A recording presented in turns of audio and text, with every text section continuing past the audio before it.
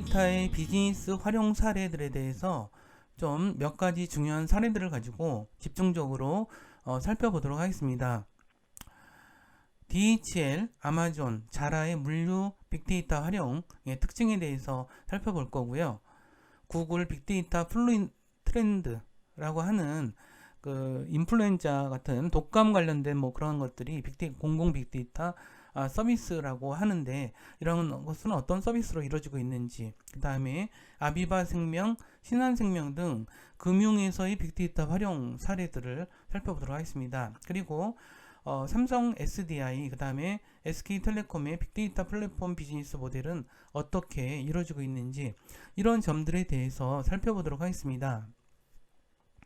우리가 빅데이터라고 하는 것은 사실 좀 어려운 부분이 좀 있습니다. 내용이 굉장히 어려울 수 있는데, 그런 어려운 내용에서 이런 것들을 우리가 어떻게 활용하고 있는지를 먼저 살펴보면 사실 빅데이터에 대해서 거꾸로 이해해 들어갈 수가 있어요.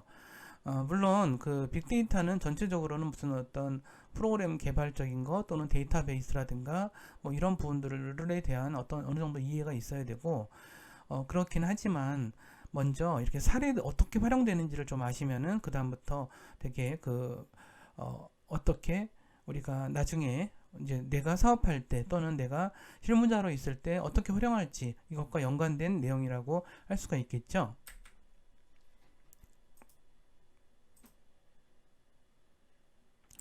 먼저 아비바 생명의 고객 맞춤형 보험 상품에 대해서 살펴보도록 하겠습니다. 아비바 생명의 데이터 분석 사례인데요. 자동차 사고가 나면 처리하는데 너무 많은 오랜 시간이 소요가 되죠. 이로 인해서 보험료가 높게 책정되어 소비자의 경우에 많은 비용을 지불해야 하는 경우도 있고, 혼잡 시간대나 사고 다발 지역의 운행 빈도가 낮은 운전자의 경우 사고가 날 위험이 적어서 또 비싼 보험료를 지불하기도 합니다. 사고 현장 사진을 GPS 이용 고객센터에 전송한 후 센터 내에 1,800종 이상의 차종 데이터베이스와 비교 분석하여서 고위험 운전자를 세분화하고 위험 수준에 근거한 자동차 운전자의 특급 산정을 통해서 운전 패턴에 기반을 둔 정확한 리스크 관리를 수행하고 있습니다. 이 분석에 기반하여서 영국의 아비바 생명은 운전자의 운전 패턴에 기반을 둔 맞춤형 보험 상품을 제공하고 있는데, 이를 위해서 차량 내 운행 기록 장치를 통해 실제 운전 형태를 수집하고 분석하고 있으며, 주로 운전하는 시간과 지역을 감안해서 보험료를 산정하고 있습니다. 그래서 이렇게 개발한 상품들이 고객들한테 좋은 반응을 얻고 있고요. 이는 1시간 이내에 사고 처리 비용을 50% 줄이는 효율적인 리스크 관리 기능을 효과를 봤다고 합니다. 혼잡 시간대와 사고 다발 지역의 운행 민도가 낮은 운전자에게 보험을 할인해주는 상품은 정말 우리나라에서도 좀 많이 좀 사용하기 시작을 한 것 같아요. 기존 보험사의 관행을 깨고 사고 발생 시에 보험료를 신속하게 처리하고 뭐 이런 것들이 매우 신뢰를 쌓는 그런 행동이라고 볼 수가 있겠죠. 물류 효율화를 한 사례로서 DHL의 그 효율화 사례를 들 수가 있을 것 같아요. 빅데이터를 활용한 물류 효율화 사례로서 이거는 앞으로 미래 성장 동력에 가늠할 것으로 전망되고 있습니다. 우리나라 같은 경우는 특히 수출이 되게 중요한, 수출과 교육이 굉장히 중요한 산업 기반을 가지고 있죠. 그 다음에 선진국의 대열에 속하 있으면서도 제조업을 상당히 많이 가지고 있는 특징이 있어요, 우리나라가. 그래서 그런 부분 때문에도 물류라고 하는 것이 사실 우리 그 산업에서 되게 중요한 영역을 차지하고 있죠. 근데 그 최근에 글로벌 기업들은 과거에 불가능했던 일을 빅데이터를 통해서 현실화하면서 이를 통해서 새로운 성장 동력 확보나 틈새 시장 공략 등을 하고 있는 그런 경우인데, 아마 DHL의 물류 효율화 사례가 그 중요한 사례가 아닐까 싶습니다. DHL은 과거의 출하인력 데이터와 공휴일, 날씨, 구글 검색어, 온라인 고객의 쇼핑 형태, 이런 것들을 빅데이터를 통합해서 분석해서 이를 바탕으로 화물 운송, 수요 발생 지역과 물량 등에 대해서 예측 정확도를 높여서 공차 운행을 감소시키고 있습니다. 일별 그 배송 시간을 분석해서 소비자의 물류 서비스 이용 흐름과 패턴을 활용하고 있음으로써 DHL은 실시간 교통 상황, 수신자 상황, 지리적, 환경적 요소를 고려한 최적의 배송 경로를 실시간에 분석해서 적기 배송 실패율을 제로 수준으로 만드는 그런 쪽으로 가고 있는 거죠. 이렇게 얻어낸 데이터 분석 결과는 물류 서비스 증가 추세를 예측하여서 물류센터 확장과 배송 차량 추가 이런 부분들에 대한 투자 결정에까지 활용하고 있다고 하고 있습니다. 패션 기업 자라를 설명드리도록 할게요. 패션 기업 자라는 패션 업계가 판매 촉진을 위해 광고비에 엄청난 비용을 지출하는 것과 달리 광고비를 거의 지출하지 않는다고 합니다. 유니클로는 1년에 홍보를 위해서 한 달에 3번꼴로 세일 프로모션을 진행하는 데 비해서 자라는 1년에 한두 차례만 가격을 인하해서 상품을 판매하고 있는데, 자라의 고객들은 다른 고객의 브랜드보다 17배 더 자주 자라 매장을 방문하고 있다고 해요. 자라는 2-3주 안에 새로운 상품을 기획해서 출시하기까지 하는데, 이건 굉장히 빠른 거죠. 이건 이제 회사를 나중에 들어가 보시면 아실 거예요. 상품을 기획해서 출시하는데 2-3주 걸린다는 것은 거의 혁명적인 상황이죠. 이런 것들이 빅데이터에 기반한 사업 모델 덕분이라고 할 수 있는데, 자라는 포스 기계, 온라인 판매, 소비자 설문조사, PDA 기기, 옷에 부착한 RFID 등을 통해서 데이터를 수집하고, 매장 직원들은 매장에 투입하기 전에 PDA 기계를 활용해서 단추, 지퍼, 색상, 재단 등의 옷의 세부사항에 대한 소비자의 선호를 기록을 합니다. 직원들은 고객 선호의 내용을 PDA에 입력을 해서 지역 매니저는 자신의 지역의 고객 선호 자료를 분리해내는 것이죠. 뿐만 아니라 판매한 옷에는 RFID라고 하는, RFID라는 것은 극소형 칩이에요. 그래서 여기 좀 사진에 좀 나와 있죠? 맨 오른쪽에. 이런 것들을 부착을 함으로써 상품 정보를 저장해서 안테나를 달아서 무선으로 데이터를 송신하는 그런 장치인데, 이런 부착된 RFID 태그를 통해서 재고 상태를 손쉽게 파악해서 어떤 옷들이 드레스룸에서 자주 들락거리는지 이런 걸 통해서 소비자의 선호를 파악한다고 합니다.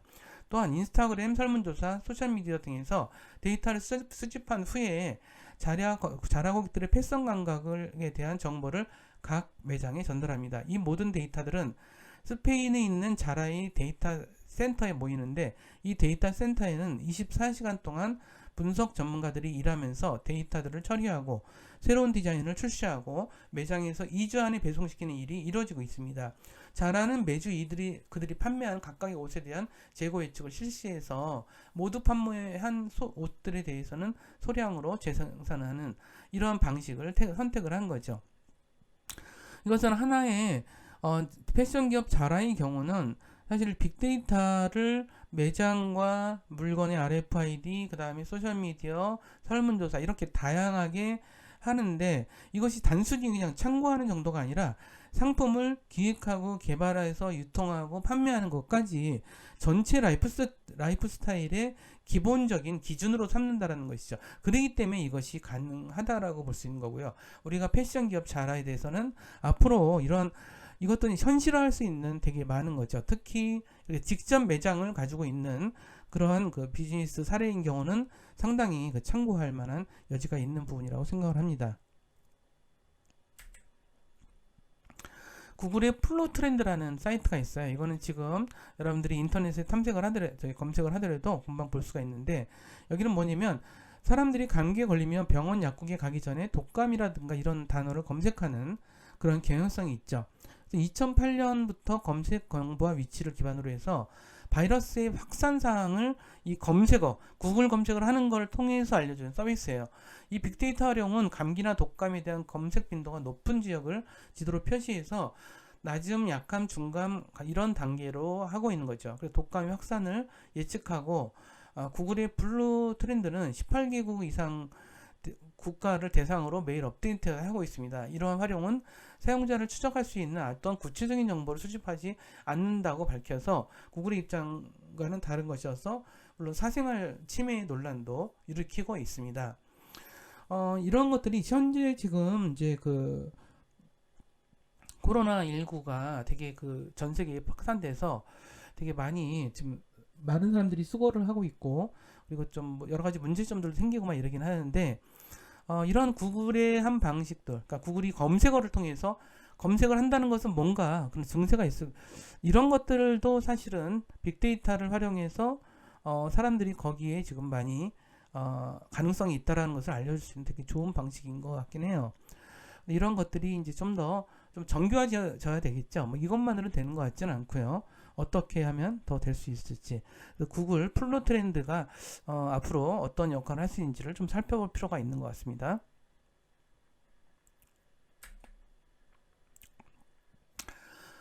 빅데이터 하면은 뭐 아마존의 사례를 들지 않을 수 없죠. 자, 빅데이터 분석을 통해서 고객의 이해와 구매 추천의 선구자 역할을 해왔습니다. 2013년부터 되게 재미있는 걸 해왔는데 그 예측 배송이라는 서비스가 있어요.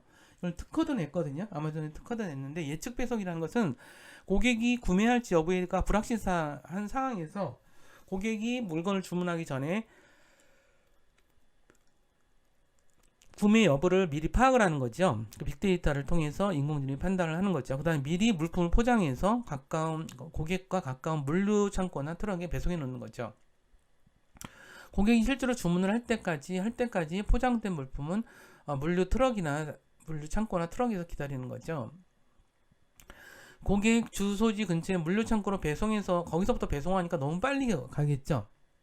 이는 기존 주문과 검색 내역, 위시 리스크, 그러니까 이제 뭐 리스트라든가 쇼핑 카트에 담아놓은 거, 반품한 거, 이런 데이터들을 활용하는 거 있죠. 마우스가 커서에 머무는 시간도 활용한다라고 합니다. 그래서 고객을 잘 이해하는 것을 기반으로 해서 빅데이터를 통해서 예측, 이런 것들은 지금 아마존에서는 그러면 적중하지 못한 경우도 있겠죠. 그런 것들은 고객들한테 할인된 가격으로 제공하거나 선물로 주고 있다라고 합니다. 자, 예를 들어서 저는 말이죠. 예를 들어서 뭐 이제 생수를 일주일에 몇 개 이렇게 구매하는 그런 그 패턴이 있죠. 제가 갑자기 뭐 일주일에 3개씩 쓰는 사람이 갑자기 30개를 쓰진 않죠. 그럼 3개를 쓴다면 보통 이제 3개를 쓴다면 내가 보통 이제 꾸러미 보통 몇 개가 있나요? 보통 9개가 있거나 12개, 9개가 있다고 치면 9개가 있다고 치면은 3일을 쓸 수가 있죠. 그럼 3일을 쓰는 거고, 내가 한번 마트 같은 데 가면은 그걸 3개씩 사온다라고 한번 해보세요.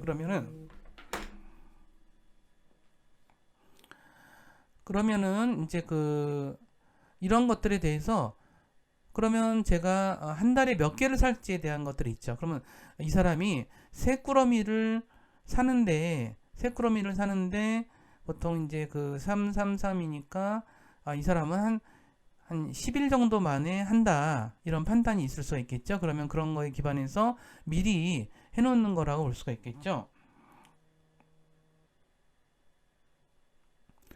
그러면 이런 방식을 통해서 우리가 한다면 얼마나 좋을까요? 이 물류라고 하는 것은 이 비즈니스 하는 사람들한테는 거의 전쟁 같은 일이거든요. 그래서 전쟁 같은 일이기 때문에 그런 의미에서 되게 중요하지 않나, 이런 생각이 듭니다.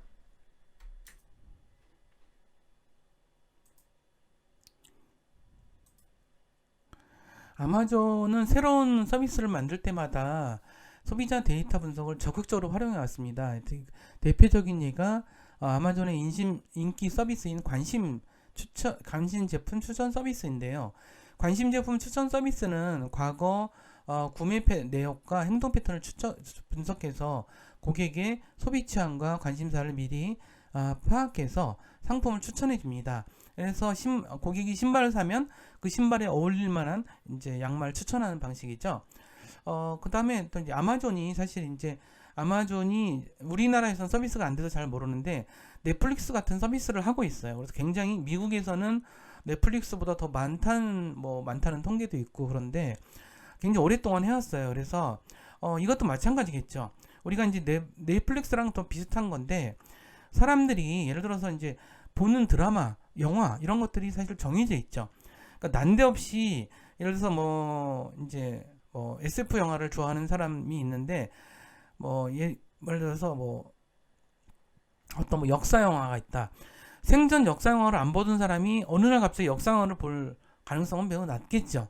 근데 예를 들어서 이 사람이 어떤 감독, 어떤 배우들이 나오는 SF 영화를 좋아한다라는 것이 그 사람이 시청 분석을 통해서 파악하게 될 수가 있죠. 그러면 그렇게 파악된 자료를 가지고 그것을 추천하는 방식이죠. 이 서비스는 넷플릭스에서도 굉장히 많이 사용되고 넷플릭스가 성공하는데 아주 결정적인 역할을 하게 된 그런 기술이라고 볼 수가 있는 것 같아요. 그래서 아마존에서도 이제 아마존은 워낙 그 이전부터 이것이 성공적인 것이었고 어떻게 보면 넷플릭스가 이러한 방식을 하고 있다라고 볼 수가 있겠죠. 요즘에는 어쨌든 넷플릭스를 국내에서는 참 많이 봐요. 그러면서 사람들이 다 놀라는 것이 뭐냐면 넷플릭스에서 추천하는 콘텐츠 서비스죠. 또한 넷플릭스 자체도 어느 정도는 그 사람에 맞춰서 그 저기를 하고 있죠. 그 맞춰서 그 레이아웃을 제공하고도 있죠. 뭐 그런 것들도 있고요. 근데 이제 이런 생각도 할 수 있는 것 같아요. 구글에서 유튜브도 마찬가지죠. 유튜브도 내가 어떤 영상을 계속 어떤 영상들을 계속 보다 보면 나도차도 모르는 나의 패턴이 있다는 거죠. 예를 들어서 내가 어떤 노래를 부르는 영상을 좋아한다거나 뭐 춤을 추는 영상을 좋아한다거나 아니면 뭔가를 교육하는 영상을 좋아한다 이런 것들이 있다면 그런 것들에 맞춰서 계속 그 유튜브의 화면이 바뀌어요. 이런 것들이 사실 유튜브의 그 사용자가 뭐 전 세계 뭐 몇십억 명이 가까울 텐데 그럼에도 불구하고 그 개인별로 맞춰진다는 것은 상당히 놀랍죠. 이런 것들이 이제 어떻게 보면 고객들의 어떤 선호도, 영상에 대한 선호도 이런 것들이 그 사람의 어떤 키워드라든가 아니면 어떤 채널이라든가 아니면 뭐 주제라든가 뭐 이제 어떤 소재라든가 아니면 그 영상의 특징이라든가 여러 가지 이런 것들에 따라서 그 사람의 패턴을 파악할 수 있기 때문에 가능한 거죠. 이 고객 맞춤이라는 것은 정말 그동안 해오지 못했던 우리가 이제 이 광고나 PR 쪽에서는 해오지 못했던 그런 영역으로서 하고 있는 것이 아닌가 이런 생각이 좀 들어요. 신한카드의 고객 라이프 스타일 맞춤형 상품에 대해서도 설명을 좀 드리도록 하겠습니다. 신한카드는 빅데이터 센터를 설립했습니다. 신한카드. 우리가 신용카드를 굉장히 많이 써왔죠. 우리나라에서는. 요즘에는 이제 스마트폰을 통해서 사이버 화폐들을 이제 뭐 많이 하기도 하지만, 전통적으로 우리 카드를 되게 많이 쓰죠. 그래서 이 신한카드만 하더라도 굉장히 많은 건수의 그 결제가 있겠고, 그리고 고객 데이터는 뭐 몇천만 명, 뭐 2천만 명이 넘는 데이터라고 하는데, 이런 것들을 통해서 각각의 남녀, 그 다음에 라이프 스타일도 도출해서 상품 체계인 코드라인 이런 것들로 선보입니다. 그래서 이런 것들을 통해서 맞춤형 카드를 제공하는 것, 이런 것들을 통해서 카드 시장의 활로를 모색하고 있다라고 보는 거예요. 그래서 공공 위주의 컨설팅을 맡아서 지역 기반의 상권을 분석해 주기도 하고, 공연 소비자의 소비 패턴을 분석해 주긴다거나 어떤 뭐 이런 것들이 가능하겠죠. 공연만 하더라도 사실 이 공연 산업은 되게 그 이윤이 많이 남는 산업은 아니지만 예술 분야에서는 되게 인프라 역할을 하고 있는 부분이죠. 그래서 이런 것들을 좋아하는 사람들이 또 분명히 존재를 해요. 그랬을 때 이들에 맞춤한 어떤 것들을 할 수 있게끔 장소 이런 것들을 할 수 있게끔 빅데이터를 제공함으로써 공연을 기획하고 준비하는 사람들이 좀 더 효율적으로 이런 것들을 준비할 수 있게끔 하는데 큰 도움을 줄 수 있지 않나 싶어요.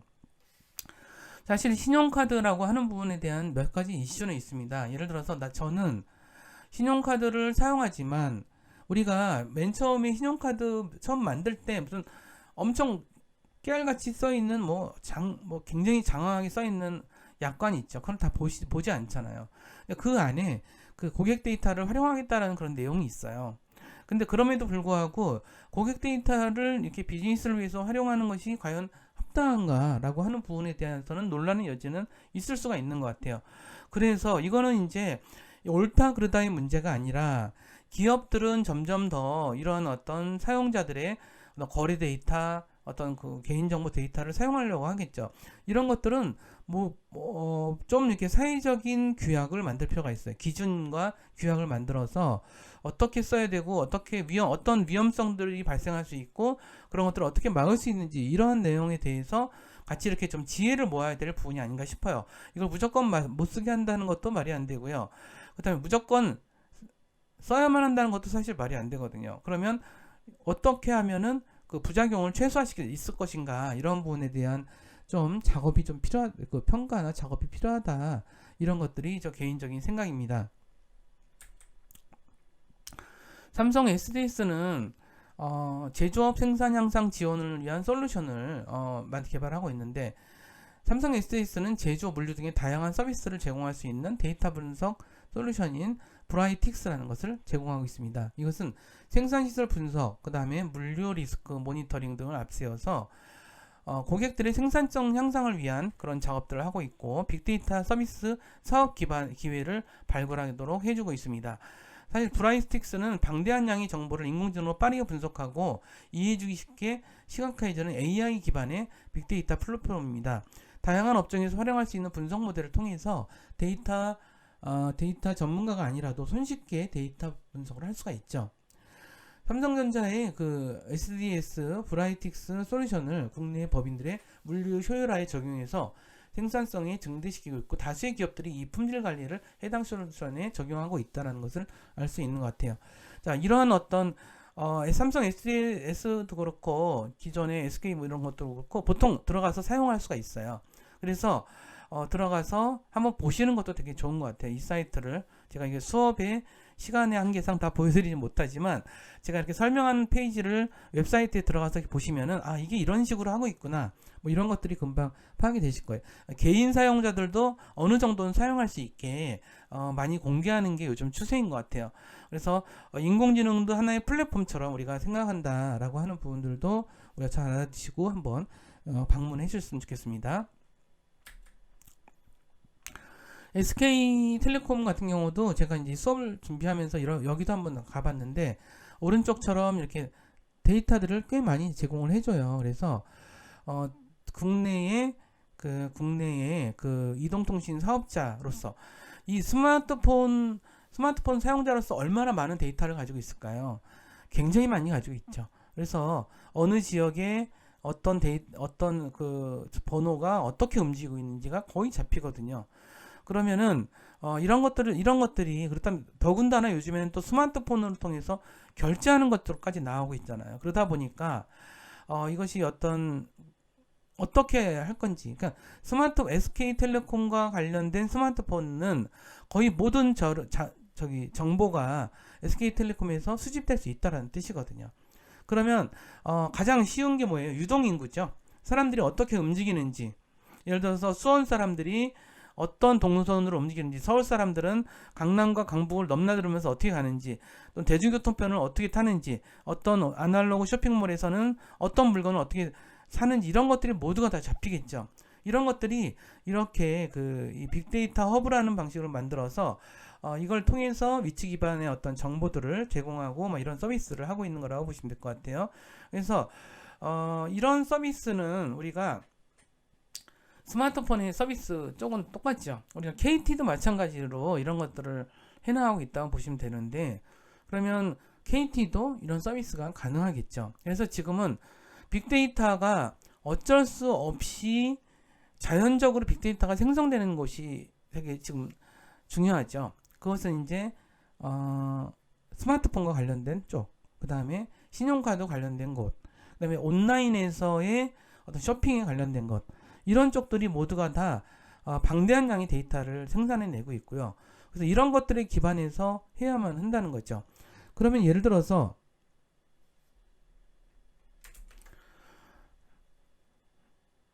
20대 남성을 기반으로, 수원 지역에서 20대 남성을 기반으로 한 서비스를 기획하고 있다라고 한번 해보세요. 자영업인데, 그렇다면 이런 것들을 통해서 본다면 수원 지역에서 사람들은 어느 지역에 20대 남성이 오는지, 그것이 어떤 역 주변, 수원역 주변인지, 아니면 화성 지역 근처인지, 아니면 저쪽에 그 팔달구 쪽인지, 막 이런 것들이 있겠죠. 그러면 20대들이 가장 많이 있는 곳에다가 그런 어떤 상점을 낸다거나 뭐 이런 비즈니스를 하려는 그 채널을 연다는 거, 이런 것들은 거기가 되게 중요하죠. 근데 그 채널을 여는 곳이 어떤 곳이냐에 따라서 또 다를 수가 있겠죠.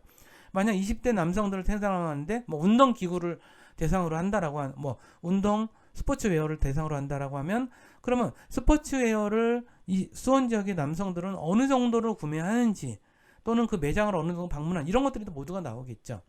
이런 식으로 이런 실제 직접 그 비즈니스를 위해서 직접적인 도움을 줄 수 있다라고 하는 부분들에 대해서 우리가 주의 깊게 생각을 하셔야 될 것 같아요. 자, 그래서 마지막으로 우리가 데이터라는 것, 아까 앞서 말씀드렸듯이 데이터는 미래의 경쟁력을 좌우하는 21세기 원유라고 우리가 얘기를 좀 하고 있고요. 그렇게 하고 있고, 그 다음에 데이터는 너무 방대해지고 있고, 생산 주기도 짧고, 어떤 문자, 영상 이런 것들을 모두가 다 포함하는 다양한 데이터를 사용하고 있다는 뜻이에요. 그다음 이러한 데이터에 우리가 인공지능 기능이 결합됨으로써, 그 다음에 컴퓨팅 기술이 결합됨으로써 이 빅데이터가 의미 있는 데이터로 사용되고 있다. 뭐 이런 점들을 좀 알아주실 필요가 있는 것 같아요. 오늘 여기까지 하면서 빅데이터에 대한 공부를 마무리하도록 하겠습니다. 감사합니다.